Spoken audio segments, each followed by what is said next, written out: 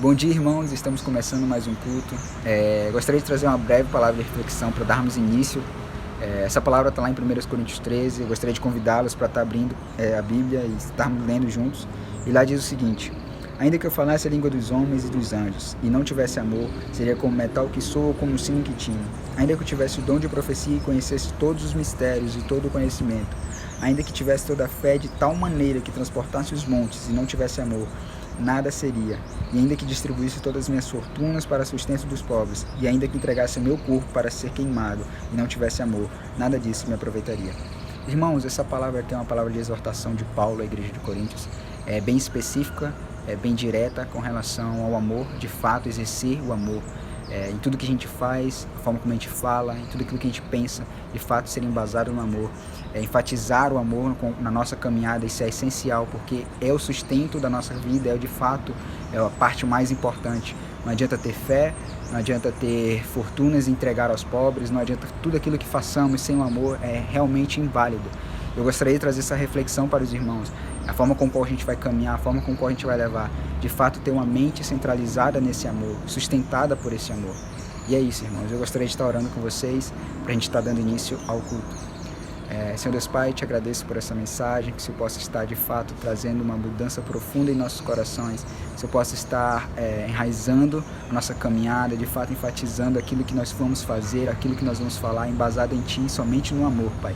Que nossos dias possam ser transformados, a forma como a gente fala, a forma como a gente caminha, possam ser transformados por esse amor e moldados por Ti.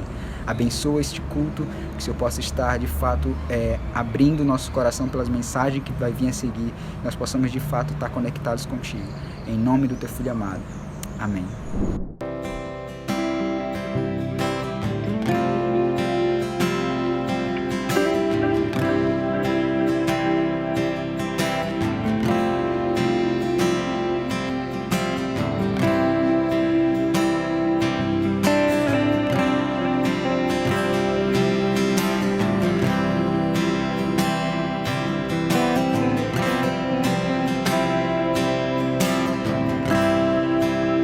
Esse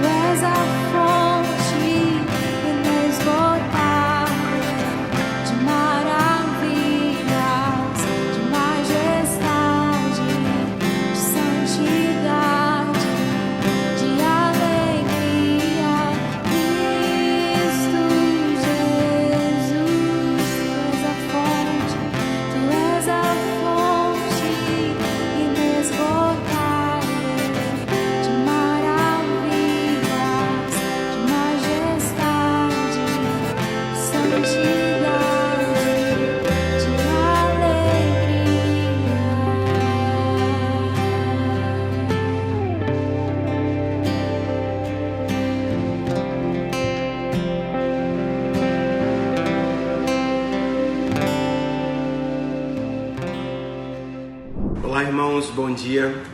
Quero compartilhar uma breve leitura com vocês que está em 1 Samuel 2, do 1 ao 8, que é a oração de Ana, uma oração de gratidão, uma oração de adoração, exaltando o Senhor, uma declaração de amor a Deus, uma declaração de gratidão, se regozijando em tudo aquilo que Deus tinha feito, tudo aquilo que Deus fez sobre a vida dela, né?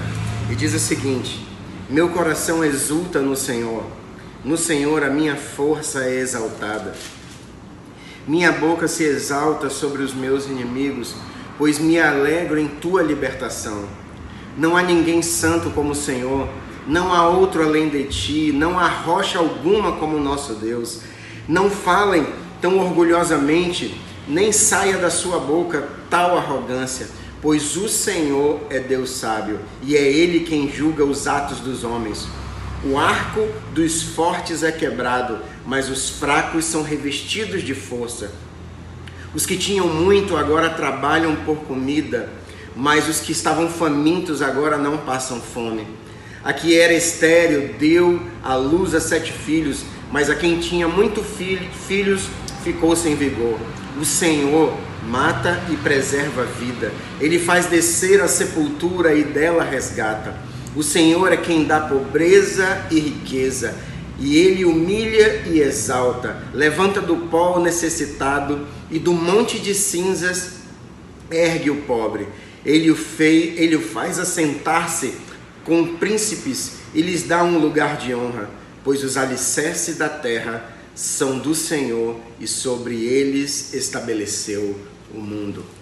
Então ela começa a orar e declarar a gratidão dela e fazer elogios e atribuir a realidade de quem Deus é. Ela fala aqui sobre a gratidão dela se alegrar por libertação, não somente a gratidão por aquilo que ela recebeu, pelo filho que ela tanto queria, mas ela começa a agradecer pela libertação que ela teve, e ela começa a declarar que Deus é um Deus forte, Ele é o único Deus que levanta, que exalta e que também derruba. Ele é o único, Ele é aquele que mata e também traz vida, né? Ele é o único que fortalece aquele que é fraco e ao mesmo tempo ele enfraquece aquele que é forte. Então é aquele que pode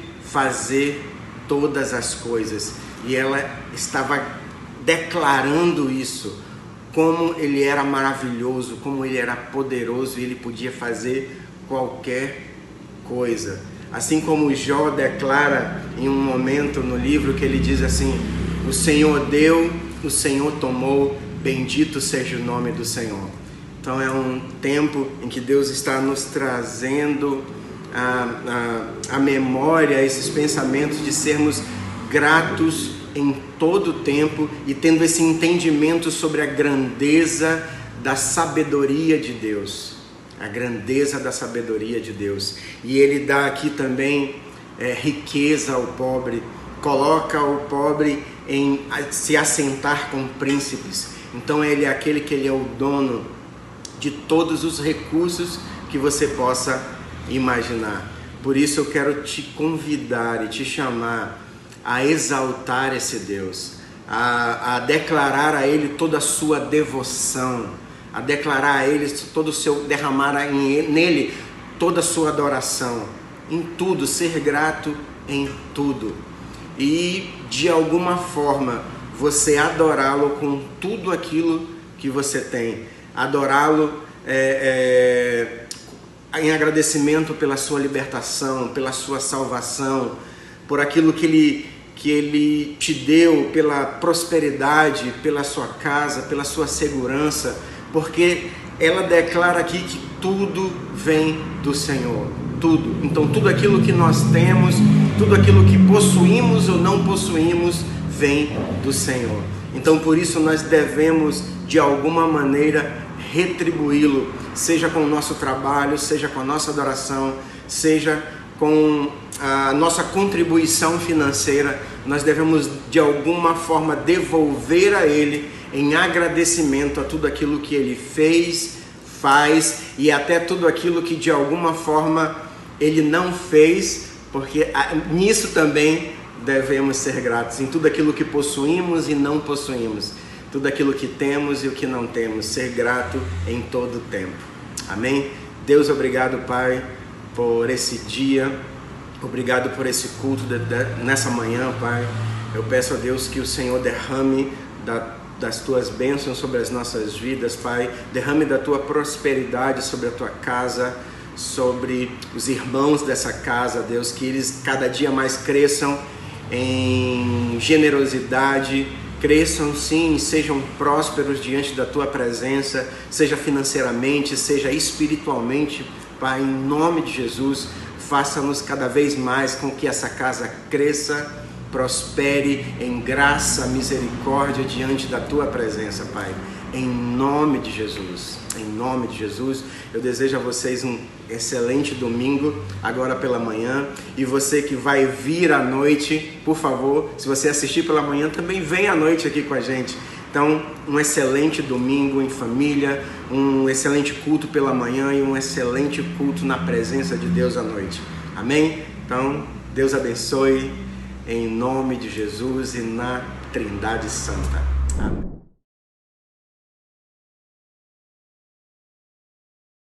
Olá, tudo bem com vocês? É um prazer, uma alegria para mim poder estar aqui nesse dia, compartilhando uma palavra com vocês. Meu nome é Fábio Bravo, sou marido da Daniele Bravo, nós somos pastores da Comunidade do Rei, aqui no Rio de Janeiro, em São Gonçalo. E para nós é realmente uma alegria poder compartilhar essa palavra com você hoje. Já estivemos aí algumas vezes presencialmente, hoje estamos aqui servindo online e esperamos poder estar aí de volta em breve. Queria agradecer muito ao convite do pastor Aldair Queiroz, da Hillary, é uma alegria ter recebido esse convite para poder estar compartilhando essa mensagem. São pessoas que nós amamos muito, que têm pastoreado nossa vida, têm mentoreado nossa casa, pastoreado nossa casa e têm se tornado cada dia mais amigos próximos. E é uma alegria, uma honra poder estar compartilhando essa mensagem na comunidade que eles pastoreiam, né? Vocês são muito privilegiados em ter os pastores que vocês têm. Honrem muito a vida deles, porque realmente eles são pessoas incríveis. Eu queria compartilhar hoje uma palavra com vocês, uma palavra bem simples e bem pastoral, mas eu queria muito que você ficasse bem atento e você deixasse essa palavra, essas passagens entrarem dentro do coração de vocês. Quando o Aldair me chamou para poder estar aqui ministrando essa mensagem, ele falou que tem chamado alguns pastores de igrejas que têm sido aliançadas com ele, né? Pessoas que eles têm pastoreado. E então eu quis trazer não só uma mensagem que queima no meu coração pessoalmente, mas eu quis trazer algo que Deus tem comunicado à nossa comunidade local já há algum tempo. Então, para te situar, na virada do ano de 2019 para 2020, no dia 31 de dezembro, eu liberei uma palavra sobre essa comunidade que nós pastoreamos, algo que Deus começou a ministrar no nosso coração sobre maturidade. E aí Deus começou a falar sobre esse assunto para a gente poder desenvolver esse assunto aqui como comunidade do Rei. E nós mal sabíamos que poucos meses depois viria uma pandemia e que realmente essa palavra ganhou ainda um novo sentido, né? Processos que precisavam ser passados, processos de maturidade que precisavam ser passados individualmente e coletivamente, como comunidade, fizeram ainda mais sentido nesse tempo que a gente tem vivido ainda. Então, eu queria compartilhar sobre esse assunto com vocês, sobre maturidade. Eu queria deixar muito claro que eu não estou falando sobre maturidade, me colocando numa posição de alguém super maduro. Não, eu quero trazer essa mensagem para vocês como uma mensagem que tem me tocado de forma pessoal e tem tocado a comunidade do Rei. Então, é uma palavra que tem nos feito andar, tem nos feito caminhar, tem nos feito conscientes de um processo que nós estamos passando. Então, eu não falo como alguém que já se julga super maduro, mas de alguém que vê nas Escrituras e entende que Deus realmente quer que a sua igreja, que o seu povo amadureça. Então, eu queria começar respondendo a seguinte pergunta: o que é maturidade cristã? O que é uma maturidade espiritual? Em meio a tantas definições diferentes desse assunto, uma mais completas, outras mais simples, eu queria te trazer, como eu falei no início, algo bem simples e pastoral, uma resposta sobre o que é maturidade cristã de uma forma simples. Maturidade cristã é um processo que nós passamos como cristãos para nos tornarmos mais parecidos com Jesus. Isso é maturidade cristã. É um processo que nós vamos passar ao decorrer de toda a nossa vida e para nos tornarmos mais parecidos com Jesus. Pensar como Jesus pensa, falar como Jesus fala, agir como Jesus age, conhecer mais quem Ele é. Jesus é a nossa maior referência sobre o que é ser alguém maduro. Então nós precisamos ser semelhantes a Ele. Então maturidade cristã é o processo que nós passamos para nos tornarmos mais parecidos com Jesus. Mas existe algo que a gente precisa entender logo nesse início, que são 2 pontos. O primeiro, maturidade não acontece sem tempo. Nós precisamos de tempo para amadurecer. Ou seja, ninguém dorme maturo e acorda maduro. Você não vai ouvir essa mensagem, talvez essa mensagem vai te tocar de alguma forma, e daqui 1 ano você já se tornou alguém super maduro. Não tem como você se tornar alguém maduro sem o tempo, sem passar por processos. Sempre ligue a palavra maturidade a passar por processos. Então a maturidade necessita de tempo. É como nós vamos passando por esses processos. Lá em 1 Timóteo 3:6, está falando ali num contexto de bispos, para quem deseja o episcopado, mas a gente vê algo interessante. Ele diz: não deve ser novo na fé, ou seja, não deve ser alguém, um neófito, não deve ser alguém novo nessa caminhada, ou seja, precisa ser mais maduro, mais rodado, vamos dizer assim, para que não se torne orgulhoso e venha cair na condenação do diabo. Ou seja, existe uma porção que é dada somente aos mais maduros. Existe uma porção que não pode ser dada para alguém mais novo, para um neófito. Por quê? Porque ele pode se tornar orgulhoso. Então, a caminhada cristã necessita para a maturidade que o tempo vá provando o coração, o tempo vá provando esse caminho em maturidade. Nessa era do conhecimento, muitas pessoas se sentem maduras por terem muitas informações.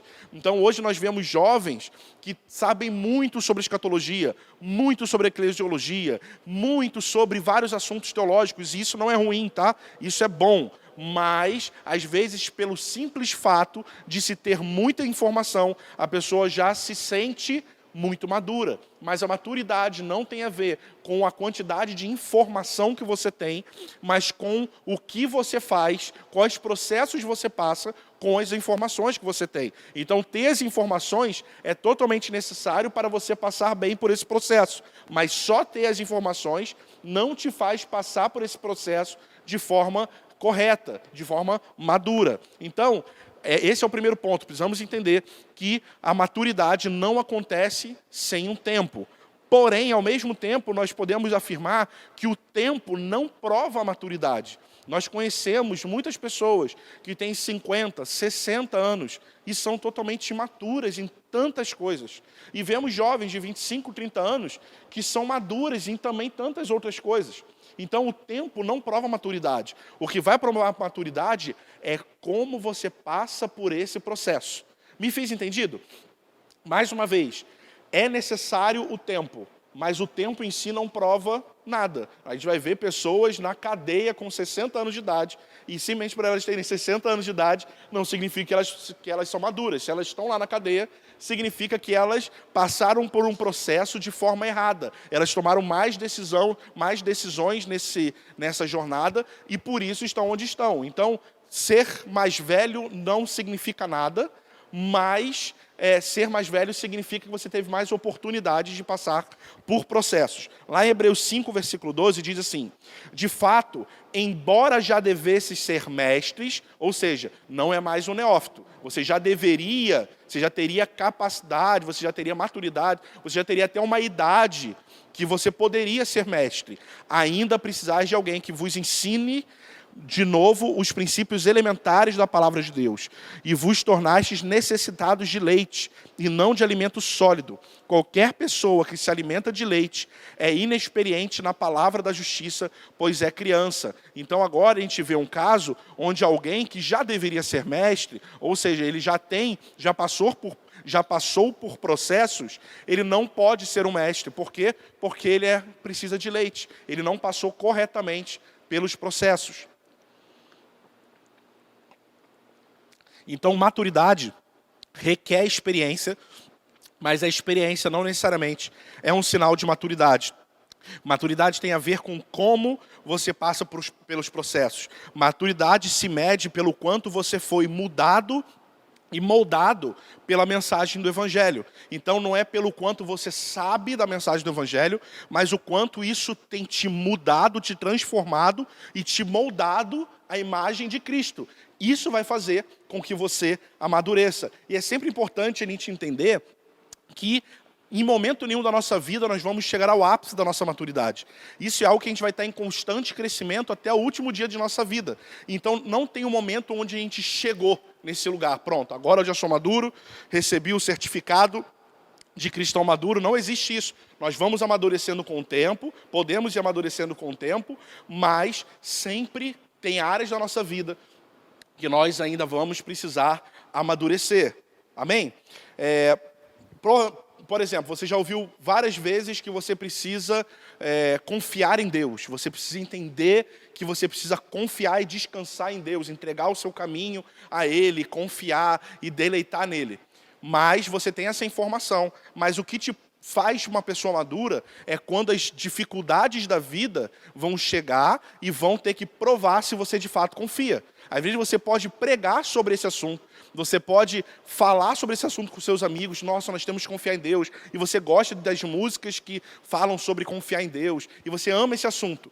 Mas naquele momento de tribulação, naquele momento de luta, é a hora que você vai ser provado na sua caminhada, provado na sua fé. E esse momento é o momento que é uma oportunidade que Deus nos dá para amadurecermos ou não. E por que nós precisamos amadurecer? Eu poderia listar aqui vários motivos, mas eu queria falar sobre um deles agora, que está lá em Gálatas 4, versículo 1 e 2, que diz assim: contudo, afirmo que durante todo o tempo em que o herdeiro é menor de idade, ele em nada é diferente de um escravo, mesmo sendo dono de tudo. Mais uma vez, preste atenção. Contudo, afirmo que durante todo o tempo em que o herdeiro é menor de idade, e vamos entender esse herdeiro menor de idade como alguém que ainda não é maduro o suficiente, ou seja, durante todo o tempo em que o herdeiro ainda não é maduro, ele em nada é diferente de um escravo, mesmo sendo ele dono de tudo. Por que tentar se comparando o herdeiro menor de idade, o herdeiro imaturo, a um escravo? Porque nenhum dos dois pode tocar na herança. Tanto o escravo não pode tocar na herança, quanto um filho imaturo não pode. Mesmo o filho imaturo sendo dono de tudo. E aí ele continua: mas está sujeito a tutores e administradores até o tempo determinado pelo pai. Então, existe uma herança dada por Deus a nós, mas existem coisas que nós só vamos conseguir tocar. Eles já estão liberadas a nós, mas nós só vamos conseguir tocar naquilo quando nós formos maduros. E às vezes a gente está: nossa, por que Deus não faz isso na minha vida? Por que Deus não faz aquilo? Olha, Deus está fazendo aquilo na vida do fulano, Deus está fazendo aquilo na vida do cicrano, mas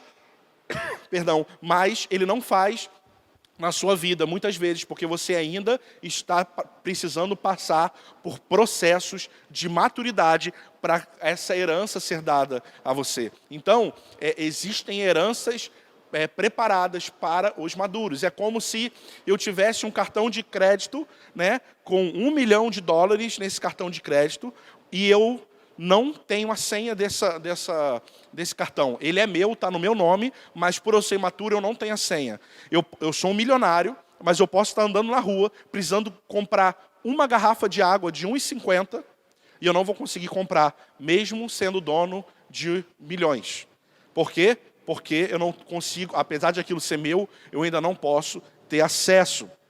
Lá em Romanos 8,17 fala: se somos se somos filhos, então também somos herdeiros, herdeiros de Deus e co-herdeiros com Cristo. E aí você vai falar, Fábio, mas eu consigo acessar essa herança por meio da fé. E é verdade, você consegue acessar a herança por meio da fé, mas não somente pela fé. Vamos ler lá em Hebreus 6, versículo 12. Diz assim, abre lá comigo.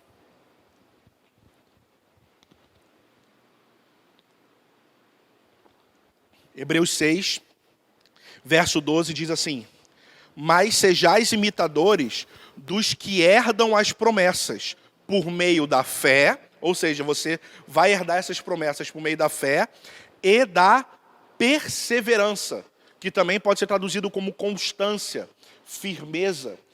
Nós estamos numa geração de que tudo é muito rápido, tudo é para ontem. Em um clique a gente tem a informação que a gente quer. E aí a gente ouve uma palavra sobre avivamento e aquilo queima o nosso coração e nós ficamos empolgados com aquela mensagem e durante um mês, durante 6 meses, nós às vezes ainda temos aquela palavra queimando, até a gente ouvir uma outra palavra e isso vai cada hora mudando essa mensagem. Mas quando o assunto é maturidade, essa é uma jornada longa. É uma jornada que a gente vai ter até nosso último dia aqui na Terra. E às vezes isso parece não ser tão atrativo. Entender que nós estamos passando por processos, perseverar, ser constantes, ter firmeza, entender, olhar de cima, ter um olhar de cima da nossa vida e olhar o caminho que Deus tem proposto a nós passarmos. Então, a herança na mão de um imaturo é jogada no lixo. Você vê o exemplo, né, do filho pródigo. Ele pegou a herança do pai, ele não quis mais saber do pai, me dá minha herança, e um filho imaturo que pega a herança, ele faz o quê? Destrói tudo que tem. Ele destrói tudo que tem. E depois volta para casa, às vezes, chorando. Então, a gente vê esse exemplo, por exemplo, na medicação, o medicamento. Um mesmo remédio, se você pegar para um adulto e ele está com muita dor de cabeça, e você der um paracetamol para ele, aquilo vai gerar cura nele. Mas se você deixar uma caixa de paracetamol na mão de uma criança, ela vai tomar todos os remédios, ela pode morrer. Então, o mesmo medicamento pode trazer vida ou pode trazer morte. A diferença é da maturidade de quem está usando. Um adulto sabe que ele precisa usar um comprimido. A criança, o imaturo, o que ele vai fazer? Ele vai tomar uma caixa inteira. E aquilo vai gerar morte para ele. E muitas vezes nós ficamos frustrados com coisas que nós achamos que Deus não está nos dando, quando na verdade Ele já nos deu e Ele está apenas nos protegendo. Eu lembro quando tinha por volta de 12 anos, eu gostava de surfar bodyboard. Não parece, né? Mas eu gostava muito de surfar bodyboard na praia. E eu sempre pedia ao meu pai uma prancha. E aí tinha um dia que eu estava na praia com meus pais e estava lá brincando na areia, brincando de mergulhar e tudo mais, sem minha prancha. E meu pai me chamou e falou assim, Fábio, vai ali no carro, o carro estava pertinho, ele falou assim, vai ali no carro e pega um negócio pro papai. E eu falei assim, pai, daqui a pouco eu vou. E meu pai não insistiu mais. Ele só falou uma vez. Eu falei assim, daqui a pouco eu vou. Aí dei aquela enrolada, voltei para a água, fiquei lá na água, brinquei na areia, fiz tudo. Passou um tempo, eu lembrei que meu pai tinha me pedido, falei assim, olha, é melhor eu ir lá. Eu acho que se eu não for, eu vou acabar tomando uma bronca. Aí eu fui meio de má vontade, falei, pai, me dá a chave, que eu vou lá pegar o que você esqueceu. Quando abri o carro, o que tinha lá no carro, na verdade, era uma prancha novinha que meu pai tinha comprado. Só que eu demorei 1 hora, 1h30 para poder ir lá buscar. Ou seja, eu tinha acabado de ganhar um presente, mas eu ainda não tinha tido acesso àquele presente. Eu não tinha tido acesso àquilo, porque eu era um imaturo. Eu não obedeci. Na hora que ele pediu para eu ir, eu deveria ter ido, e eu já estaria 1h30 mais desfrutando da minha prancha, do meu presente. Então, Deus tem os seus caminhos. O presente já era meu, mas eu precisava acessá-lo. Eu dependia de ser obediente ao Pai. Muitas vezes a gente fica questionando Deus. Nossa, Deus, parece que tudo vai acontecendo com todo mundo, tudo vai dando certo para todo mundo. Mas para mim isso não acontece. As coisas para mim parecem que caminham numa lentidão maior. Será que Ele não está querendo te impulsionar e você não consegue ouvir? Ou você consegue ouvir, mas não consegue obedecer? Quais são as áreas da sua vida que você precisa realmente amadurecer, avançar? Quais são os processos que têm sido necessários? Nem sempre Deus coloca todo o caminho que você vai passar, mas Ele já te dá um fim a ser buscado. Ele já te dá uma promessa a ser buscada. O próprio Jesus, buscarmos a Ele, buscarmos ser semelhantes a Ele. Mas, Fábio, como eu vou saber em qual estágio de maturidade eu estou? Eu queria que você abrisse lá comigo em 1 João 2, do verso 12 ao 14. 1 João 2, do 2 ao 14, uma passagem bem conhecida, que diz assim: Filhinhos, eu vos escrevo porque vossos pecados são perdoados por amor do seu nome. Pais, eu vos escrevo porque conheceis aquele que é desde o princípio. Jovens, eu vos escrevo porque venceste o maligno. Crianças, eu vos escrevo porque conheceis o Pai. Pais, eu vos escrevi porque conheceis aquele que é desde o princípio. Jovens, eu vos escrevi porque sois fortes e a palavra de Deus permanece em vós e já vencestes o maligno. Então, nessa passagem ele está falando não de idade, de idade mesmo, 15 anos, 40 anos, não. Ele está falando sobre um processo, um nível de maturidade espiritual, onde ele faz uma divisão entre filhinhos, jovens e pais. E quem são os filhinhos? Quais são as características dos filhinhos? Eu queria que você refletisse sobre a sua própria vida e não ficar pensando na vida do outro.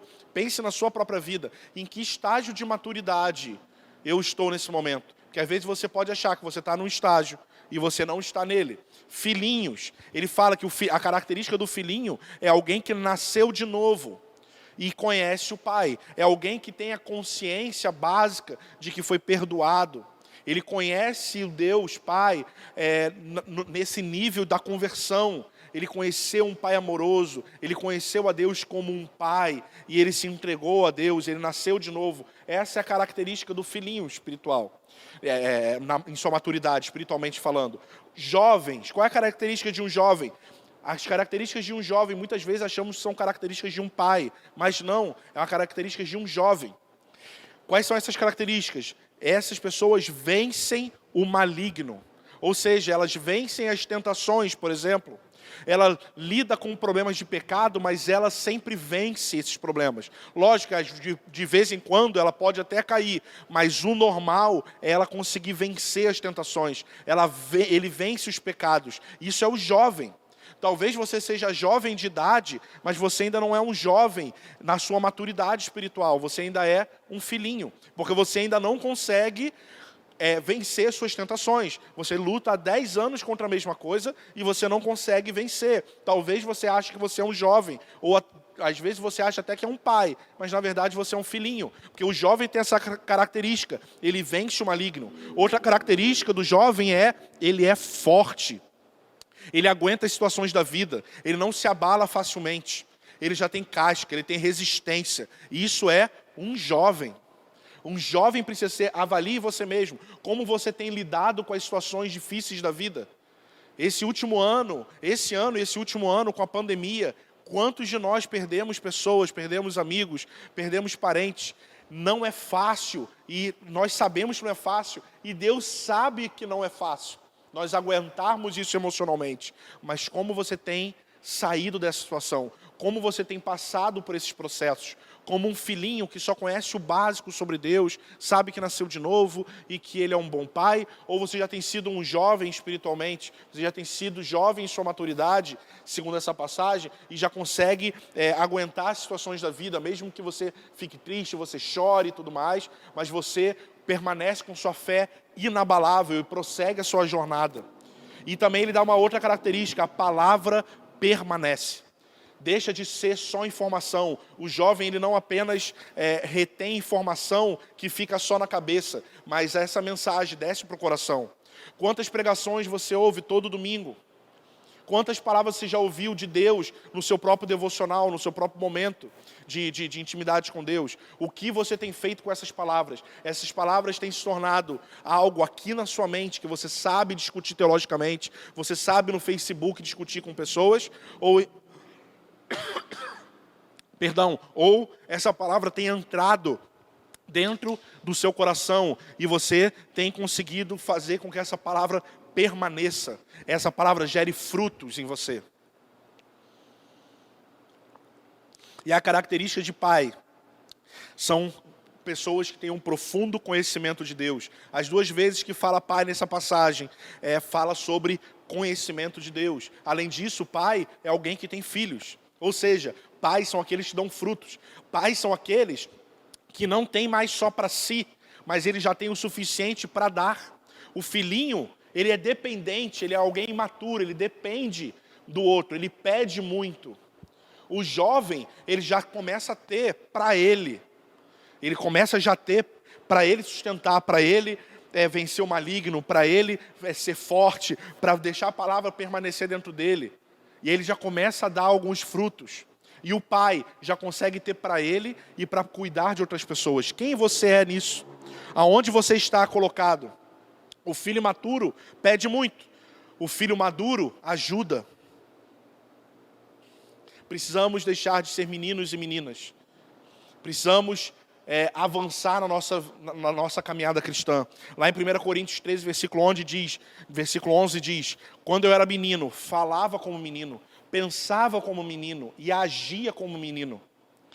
Quando me tornei homem, deixei para trás as coisas de menino. Meu amigo, se você é casado e você não sabe aonde você está sendo imaturo, vou te dar uma receita infalível. Pergunte para sua esposa. Ela será muito sincera ao te dizer aonde você está sendo imaturo, aonde que você fala como menino, aonde que você tem pensado como menino, aonde você tem agido como menino. Esposa é ótima para poder te falar a verdade. É só você perguntar. Às vezes, sem perguntar, ela já está te falando há tempo e você não está se ligando. Se você é um solteiro, pergunta para sua mãe. Certamente sua mãe vai ser muito sincera com você, onde você ainda é imaturo, onde você ainda é um menino, onde você ainda fala como menino, onde você ainda pensa como menino e onde você ainda age como menino. Será que você é alguém que fala como menino, sem sabedoria? Fala o que vem na cabeça como uma criança? Será que você pensa como menino? Você é guiado pelos seus desejos? Ah, mas eu quero. Não, mas você não pode fazer isso agora. Mas eu quero, e faz pirraça. Será que você tem sido essa pessoa que tem um pensamento egoísta? Já viu criança que pega o brinquedo, vê a outra criança brincando com o brinquedo dele, ele pega e fala: não, é meu. Poxa, mas você não está nem brincando com esse brinquedo. Não, mas é meu. Será que você tem pensado como um menino? Será que você tem agido como um menino? Como que você age como um menino? Não querendo, por exemplo, passar pelos processos da vida. Está sempre querendo pular os processos e fica frustrado de nunca chegar a lugar nenhum. Já viu pessoas que cada mês ela tem um objetivo de vida diferente? E um mês, não, agora eu descobri que eu vou ser teólogo. Eu vou começar a estudar tudo, Aldair me ajuda, e me dá curso, e me dá isso, me dá livro, me dá aquilo, e você estuda. Chega um mês depois, 2 meses depois, você já deu uma cansada e fala: não, eu não vou fazer isso não. Eu vou me dedicar agora a abrir uma empresa. Então vou abrir uma empresa de marketing digital. E aí você começa a se empenhar no marketing digital, e você começa a fazer vídeo, e você compra uma câmera, e você tira esse dinheiro para comprar a câmera de um lugar que você nem tinha dinheiro, e aí você, não, mas eu vou chegar lá, eu já ouvi testemunho, eu ouço os coachings me dizendo que eu não posso desistir, que todo mundo vai dizer não, mas eu vou permanecer. E o cara começa a fazer os vídeos, e aí quando ele começa a ensinar as pessoas como ter muitos views no YouTube, e você vai olhar quantos views ele tem 12 views naquele vídeo, depois de um mês. Tem 12 views ensinando a como ter view no YouTube. E aí, em algum momento, ele percebe que aquilo não está dando certo. E aí ele vai para uma outra coisa e vai ser super intenso nessa coisa. Os anos vão se passando, ela vai começando a perceber que ela não construiu nada. Ela não conseguiu passar por um processo de fazer a mesma coisa. Irmão, se você tem certeza que aquilo que você tem feito é algo de Deus, e como você vai ter certeza disso? Convicção pessoal, conselho com a sua família e com os seus líderes, com a sua comunidade local. Se você tem certeza que você está no caminho certo, permaneça nele. Permaneça nele, construa algo, respeite os processos. Só assim você vai amadurecer e você vai conseguir chegar no lugar onde Deus quer que você chegue. Amém? Muitas pessoas falam comigo: Fábio, eu já recebi várias profecias iguais na minha vida. Eu não sei quanto a você, mas me responde uma pergunta. Você já recebeu uma profecia pessoal sobre algo que Deus quer para a sua vida? Você já recebeu? Mas você já recebeu essa mesma palavra mais de uma vez? Você já recebeu essa mesma palavra, essa mesma profecia 3 vezes, em anos diferentes? Se passaram 10 anos, você está ouvindo a mesma palavra. Às vezes você fica feliz com isso. Nossa, Deus está lembrando de mim, olha, Ele não se esqueceu de mim, olha, Ele é fiel, Ele toda hora está me relembrando. Não é isso, talvez Ele esteja te denunciando, que já era para você estar num processo para que essa palavra seja cumprida, e Ele tem que te lembrar porque você ainda está parado, ou você está andando muito devagar. Tem pessoas que acham que, entenderam que a maturidade é um processo, mas ela passa por esses processos tão devagar, que ela parece que vai chegar a um nível de maturidade quando ela tiver 850 anos. Só que você não vive até lá. Ou seja, esses processos, a gente precisa acelerar esses processos no sentido de intensidade. A gente precisa entender e ser intenso ao passar por esse caminho. O quanto antes. Amanhã nós já precisamos estar mais maduros do que estávamos hoje. Deus, muitas vezes, não revela os processos, porque nós não temos maturidade ainda para entender esses processos. Por isso, Ele só nos apresenta a promessa, a herança. Pensa comigo, José. José chega, e imagina Deus chegar para José e falar, então, José, você vai ser governador. E aí José todo feliz, uau, eu vou ser um governador. E aí ele fala, então, mas para isso você vai passar por um processo que você vai ser vendido por seus irmãos como escravo, você vai sofrer calúnia, você vai ser preso. Imagina, José falando, não, até que eu não quero muito ser governador não, tem uma vaga para prefeito, alguma coisa menor aí não, porque eu não quero passar por esse processo. Imagina, não que isso ia acontecer de verdade, mas imagina uma situação dessa, que Deus falasse, olha, eu quero fazer isso na sua vida, essa é a promessa que eu tenho para a sua vida. Então, mas para você chegar lá, você vai passar por isso, você vai perder pessoas no caminho, você vai ser traído por pessoas, você vai ter dificuldade financeira, imagina. Então, Ele te revela muitas vezes o final da história, mas você precisa passar por esse caminho, entendendo que você está num caminho, numa direção certa. Amém? Então, muitas vezes, nós não conseguimos ver o futuro da forma certa. Muitas vezes a gente vê o futuro com a mentalidade do presente. E a gente nem entende as promessas que Deus tem feito para a sua igreja, para o seu povo e também no âmbito pessoal. Eu lembro quando eu era bem novinho, meu pai chegou para mim e falou assim, Fábio, com quem você quer casar? Quando você crescer, você quer casar? Aí eu quero, pai, eu quero muito casar. E com quem que você quer casar? E aí eu cheguei a responder, eu respondi, eu quero casar com minha mãe. E aí meu pai falou, não, filho, com a mamãe você não pode casar, a mamãe já é casada com o papai. Aí eu, na minha mente, entende? Eu estava naquele presente, novo, com, 8 anos de idade, e eu não entendia o futuro, porque eu não tinha maturidade para entender o futuro com a mente que eu estava no presente. E eu lembro que eu falava, pai, mas eu quero casar com a mamãe. Porque se eu não casar com a mamãe, quem que vai fazer comida para mim? Quem que vai me dar um beijinho antes de eu dormir? Quem que vai arrumar meu quarto e arrumar minhas coisinhas? Quem que vai comprar meus brinquedos? Essa era a minha mente. Daí meu pai explicava, não, mas a mamãe já é casada com o papai. Escolhe uma outra pessoa. Quem que você pensa em casar? Aí eu falava, então isso não pode a mamãe, então a vovó. Pode ser a vovó? Não, o filho também não pode. Ou seja, eu estava pensando em algo do futuro, mas com a mentalidade do presente. É a mesma coisa que há 30 anos atrás você falasse sobre o smartphone. Aquilo não faria sentido, mas os processos que você vai passando, você começa a entender e a amadurecer para poder entender o que está vindo no futuro. Imaturidade é um erro dentro do tempo. Infantilidade é um erro fora do tempo, e a gente precisa avaliar sempre isso. Será que nós estamos sendo imaturos? Ou será que nós estamos, às vezes, sendo infantis? Pensa comigo, uma criança de 2 anos de idade, às vezes ela está no meio do culto, e o que a criança de 2 anos de idade faz? Vai andando até a tomada e coloca o dedo na tomada. Isso é normal? É certo, sim ou não?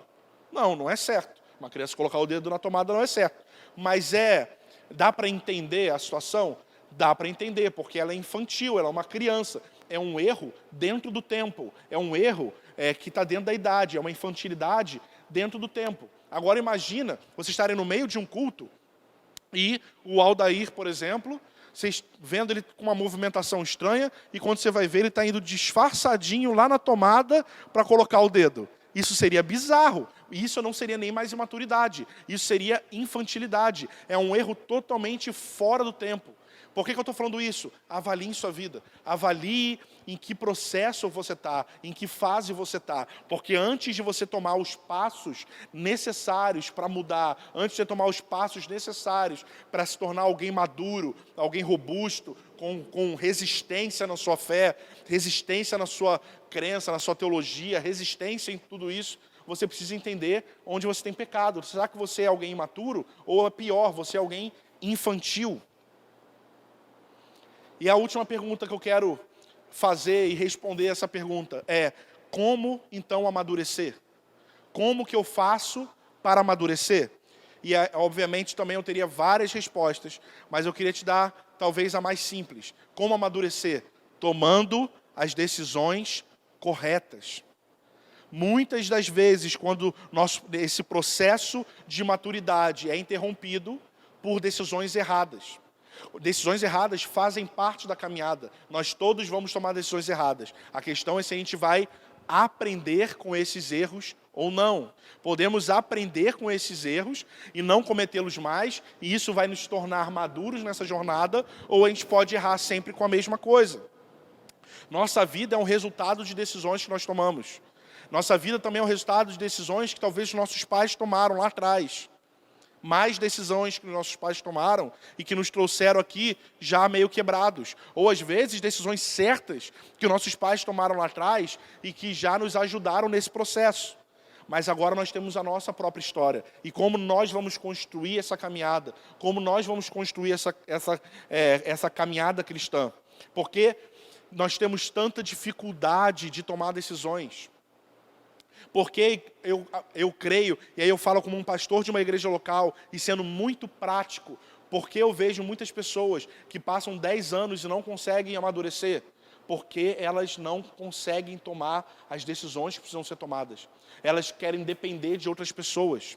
Ela quer que um pastor dê respostas a ela. Qual faculdade que eu faço? Me diz, pastor. Qual é a mulher que eu devo casar? Me diz, pastor. Tudo é na conta do pastor ou do pai. Não tem coragem de tomar as próprias decisões e saber que ela pode acabar errando. E que o erro é normal, desde que você aprenda com ele e você prossiga. Mas muitas pessoas gostam de ser dependentes de pastores. E aí muitos pastores que também têm um coração ferido, adoram ver suas ovelhas dependentes. Então, cria-se um vínculo de manipulação, onde a ovelha, um membro da igreja, nunca amadurece porque ela nunca toma suas próprias decisões e colhe os frutos positivos ou negativos dela. E os pastores que se sentem afagados em saber que eles têm o poder de direcionar a vida das pessoas. E isso é um perigo. As pessoas muitas vezes têm dificuldade de tomar decisões que vão levar eles para a maturidade, porque gostam de colocar sempre a culpa em alguém. E se ela mesmo tomar, ela não vai ter em quem colocar a culpa.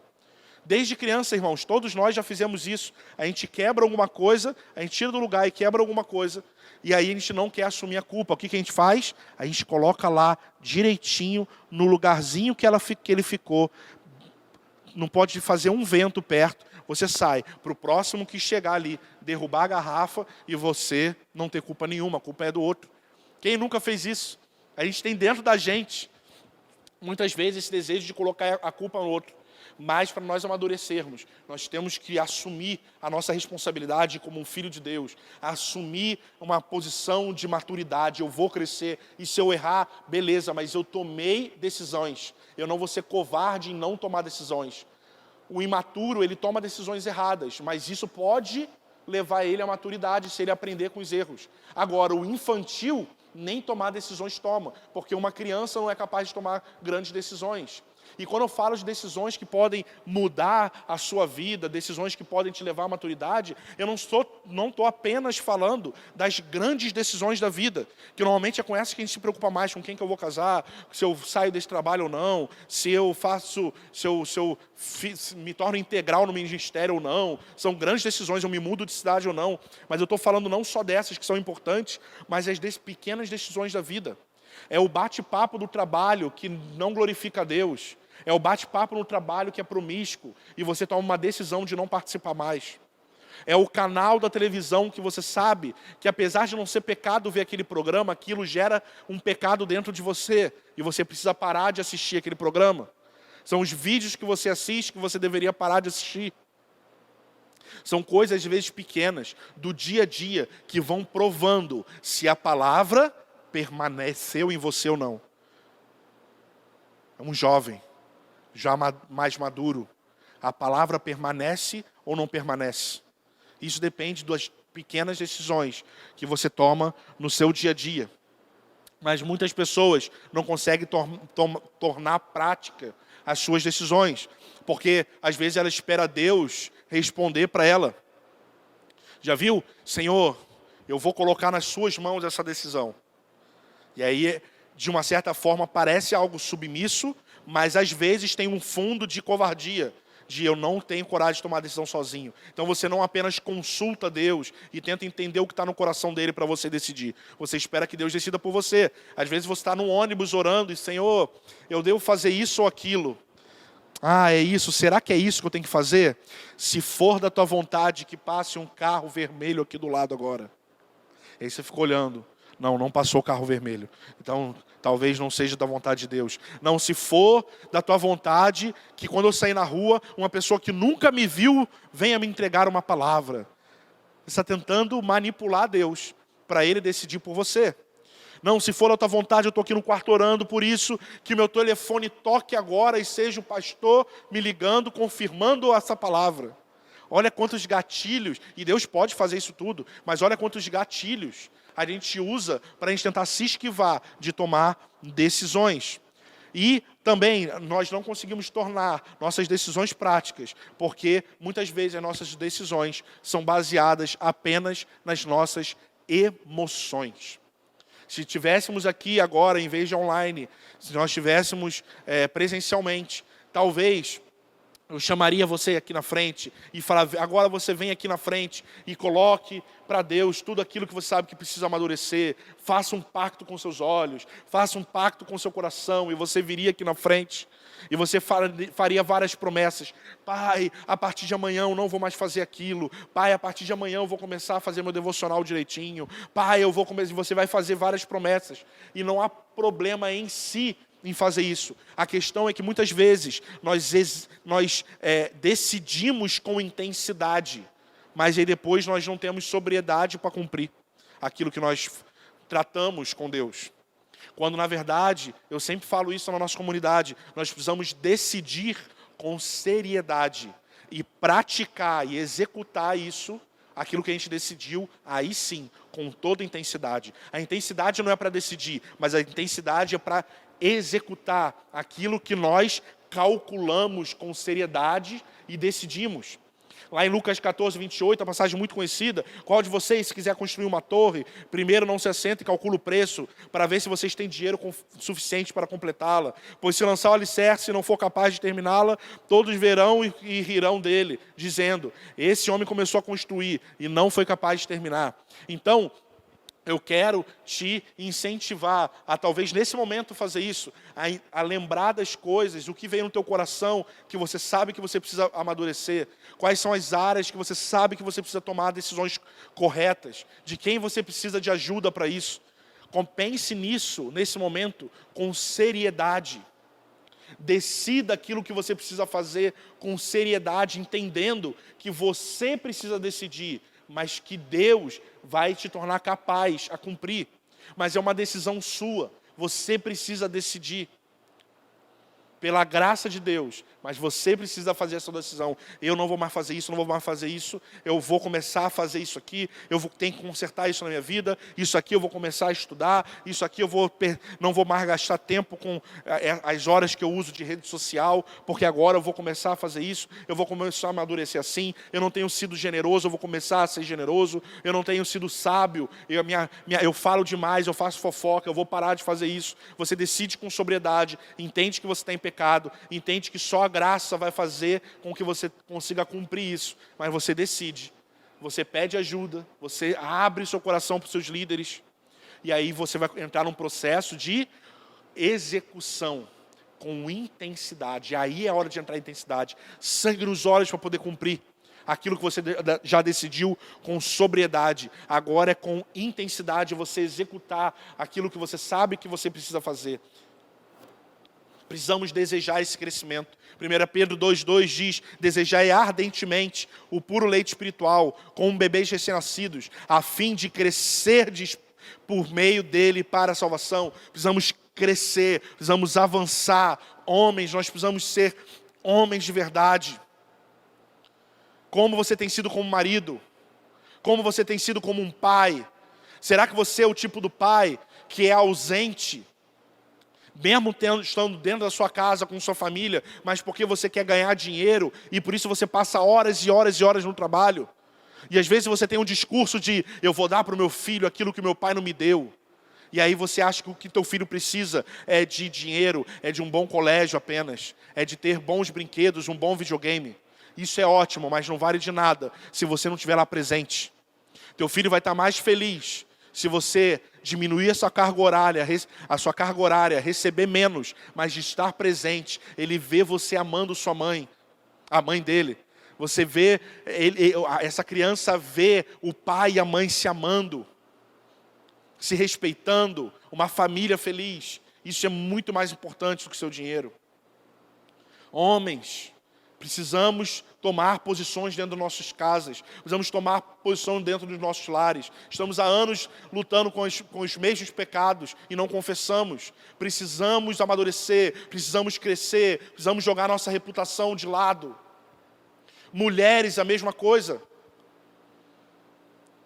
Precisamos amadurecer como noiva de Jesus. Jesus não vai voltar para uma noiva criança. Jesus não vai voltar para uma noiva infantil. Jesus vai voltar para uma noiva gloriosa, para uma noiva madura. Conseguimos muitas vezes ser totalmente infantil e imaturo e ao mesmo tempo estar num culto pedindo para que ele venha, mas ele vai vir quando a sua igreja estiver madura. Então aquilo que você tem que fazer é mais do que apenas cantar e erguer a mão e dizer: Maranata, hora vem. Mas a sua vida falar: Maranata, hora vem. Por isso que eu estou amadurecendo, porque eu também sou noiva.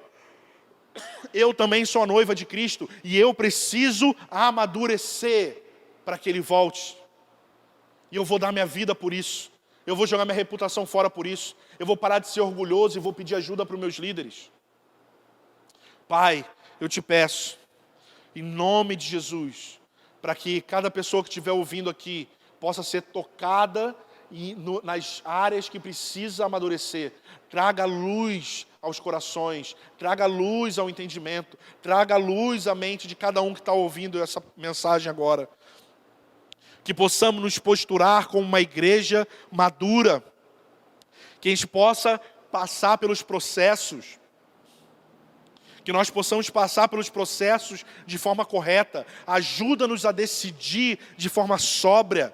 Ajuda-nos a executar nossas decisões de forma intensa, com sangue nos olhos, com paixão.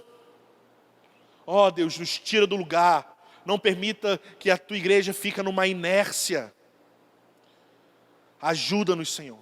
Ajuda-nos, Senhor. Queremos ser a sua noiva, gloriosa, madura, pronta, preparada. É o que eu te peço, Pai. Em nome de Jesus. Amém. Amém, irmãos. Que Deus abençoe a vida de vocês.